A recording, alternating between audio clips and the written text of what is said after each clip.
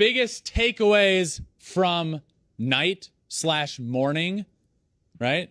Day one? Of day one. Of day one. Biggest day one takeaways, you start. Okay.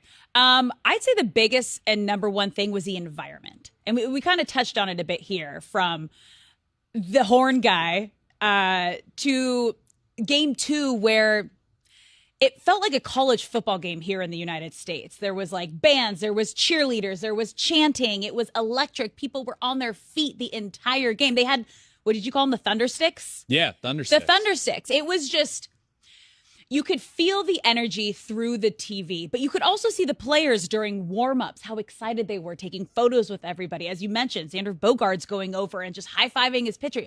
There is just such a different feel for an international tournament like this. And it was really fun to see everyone, from the players, the fans, the teams, just have this different energy and this different vibe through just day one of this World Baseball Classic. All right, that's good. What's your next takeaway?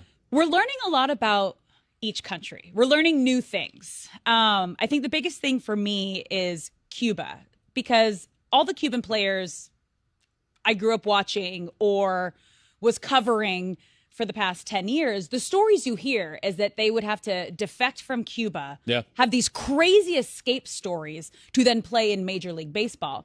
And last night we learned that Cuba actually allows their players, they have an agreement with Japan where they're allowed to play in the MPB. And then also, this is the first time that they're having Major League Baseball players play on Team Cuba. So not a ton of them playing, but for the first time ever, it is happening. Yeah. So those were my big two takeaways: the environment and just learning about each team is really cool. Thanks for watching. If you love flipping bats, swinging 3-0, or just talking ball, join us. Call us at 213-537-9339 with your questions. We have a weekly guest, and we have a lot of fun, so hit that subscribe button.